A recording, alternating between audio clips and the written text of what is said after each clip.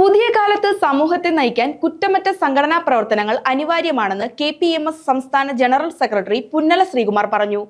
പട്ടിക വിഭാഗങ്ങൾക്ക് സ്വന്തം സ്വപ്ന വീട് നിർമ്മിക്കാനുള്ള പദ്ധതി പുനഃസ്ഥാപിക്കണമെന്നും പുന്നല ശ്രീകുമാർ പറഞ്ഞു. കേരളത്തിലെ 30 ലക്ഷത്തോളം വരുന്ന മനുഷ്യരുടെ മനസ്സും വികാരവും നിയന്ത്രിക്കുന്ന കേരളത്തിലെ പ്രമുഖമായ പട്ടിക വിഭാഗങ്ങളുടെ ഇടയിലെ പ്രധാനപ്പെട്ട ഒരു സംഘടനയാണ്. പട്ടിക വിഭാഗങ്ങളുടെ ഇടയിലെ എന്ന് പറയുന്നത് ഇപ്പോൾ ശരിയല്ല.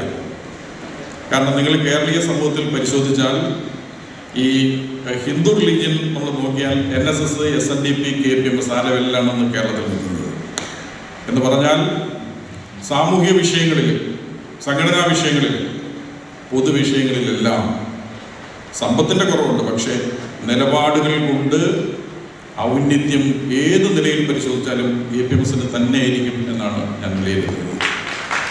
ആ നിലയിലാണ് നമ്മൾ നിൽക്കുന്നത്. പുതിയ കാലത്ത് സാങ്കേതിക വിദ്യയുടെയും സോഷ്യൽ മീഡിയയുടെയും കരുത്തിൽ സമൂഹത്തെ നയിക്കാൻ കുറ്റമറ്റ സംഘടനാ പ്രവർത്തനം അനിവാര്യമാണെന്ന് കേരള പുലയർ മഹാസഭ സംസ്ഥാന ജനറൽ സെക്രട്ടറി പുന്നല ശ്രീകുമാർ പറഞ്ഞു. Cherthala government girls higher secondary school ഓഡിറ്റോറിയത്തിൽ നടന്ന താലൂക്ക് കൺവെൻഷൻ ഉദ്ഘാടനം ചെയ്യുകയായിരുന്നു പുന്നല. മധുവിന്റെയും വാളയാറിന്റെയും മുറിവുകൾ ഉണങ്ങും മുൻപ് ഉണ്ടായ അനാസ്ഥയ്ക്ക് കാരണക്കാരായ ഉദ്യോഗസ്ഥർക്കെതിരെ കർശന നടപടിയും നിർജീവമായ ഇന്റഗ്രേറ്റഡ് മോണിറ്ററിംഗ് സിസ്റ്റം പുനരുജ്ജീവിപ്പിക്കണമെന്നും അദ്ദേഹം ആവശ്യപ്പെട്ടു. പട്ടിക വിഭാഗങ്ങളുടെ ഈ സമീപകാലത്ത് പട്ടിക വിഭാഗങ്ങളുടെ ചിന്തയെയും അവൻ്റെ ജീവിതത്തെയും ഏറ്റവും കൂടുതൽ സ്വാധീനിക്കുകയും ഉലയ്ക്കുകയും ചെയ്ത ഒരു വിഷയം, നമ്മൾ വലിയ പ്രക്ഷോഭം നടത്തിയ ഒരു വിഷയം.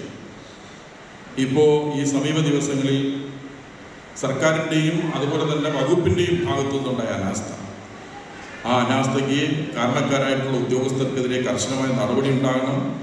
അതുപോലെ തന്നെ കഴിഞ്ഞ ഗവൺമെൻറ്റിൻ്റെ കാലഘട്ടത്തിൽ ഒരു ഇൻ്റഗ്രേറ്റഡ് മോണിറ്ററിംഗ് സിസ്റ്റം ഈ മധുവിൻ്റെയൊക്കെ അട്ടപ്പാടിയിലെ മധുവിൻ്റെയൊക്കെ മരണത്തിന് ശേഷം ഈ സാക്ഷികളെല്ലാം കൂറുമാറി, അതുപോലെ തന്നെ വാളയാർ കേസിൽ ആ കേസ് പരാജയത്തിലേക്ക് പോയപ്പോൾ അന്നത്തെ ഗവൺമെൻറ് സാമൂഹ്യക്ഷേമ വകുപ്പിനെയും പട്ടികജാതി പട്ടികവർഗ വകുപ്പിനെയും നിയമവകുപ്പിനെയും ഒക്കെ ചേർത്തുകൊണ്ട് ഒരു ഇൻ്റഗ്രേറ്റഡ് മോണിറ്ററിംഗ് സിസ്റ്റം, ഒരു സംയോജിത ഒരു പരിശോധനയ്ക്കും നിരീക്ഷണത്തിനും വേണ്ടി ഒരു സിസ്റ്റം ഉണ്ടാക്കി.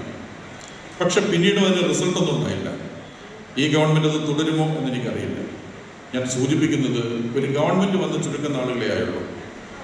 നമ്മൾ ഒരു സമരരംഗത്തേക്കോ അല്ലെങ്കിൽ നിശിതമായ വിമർശനങ്ങളിലേക്കോ ഒന്നും നമ്മൾ കടന്നിട്ടില്ല.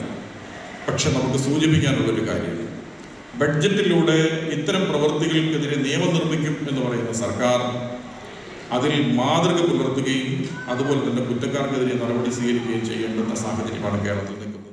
ലൈഫ് എന്ന ടിപ്പിക്കൽ ഡിസൈനിൻ്റെ ചങ്ങല പൊട്ടിച്ച് പട്ടിക വിഭാഗങ്ങൾക്ക് സ്വന്തം സ്വപ്ന വീട് പണിയാനുള്ള പ്രത്യേക പദ്ധതി പുനഃസ്ഥാപിക്കണമെന്നും ഗ്രാന്റ് കുടിശ്ശിക സമയബന്ധിതമായി നൽകണമെന്നും ബജറ്റ് പ്രഖ്യാപനങ്ങളിൽ സർക്കാർ മാതൃക കാണിക്കണമെന്നും അദ്ദേഹം ആവശ്യപ്പെട്ടു. ലഹരിയുടെ തൂഫാൻ വരും മുൻപേ തൂഫാൻ ദി നാർക്കോട്ടിക് ഹണ്ടർ ക്യാമ്പയിനിലൂടെ യുവതിയെ ജാഗ്രതപ്പെടുത്തിയതും അഞ്ചരക്കണ്ടി നിതിൻ രാജിന്റെ നീതിക്ക് വേണ്ടി കണ്ണൂരിൽ തിരികൊളുത്തിയതും റാഗിങ്ങിനെതിരെ നിയമം ആവശ്യപ്പെട്ടതും KPMSന്റെ സാമൂഹിക പ്രതിബദ്ധതയുടെ അടയാളങ്ങളാണെന്ന് അദ്ദേഹം ചൂണ്ടിക്കാട്ടി. എന്നെ ഹീറോ ആക്കരുത് എന്ന ജൻസി മുദ്രാവാക്യം പോലെ നേതൃത്വമില്ലാത്ത ജനസഞ്ചയത്തിന്റെ ശക്തിയിൽ നിന്ന് പ്രചോദനം ഉൾക്കൊണ്ട് KPMSന്റെ 55-ാം വയസ്സിൽ പുതിയ ഉണർവോടെ സംഘടനയെ കെട്ടിപ്പടുക്കുമെന്നും പുന്നല പറഞ്ഞു. സംഘാടക സമിതി ചെയർമാൻ MD മോഹനൻ അധ്യക്ഷത വഹിച്ചു.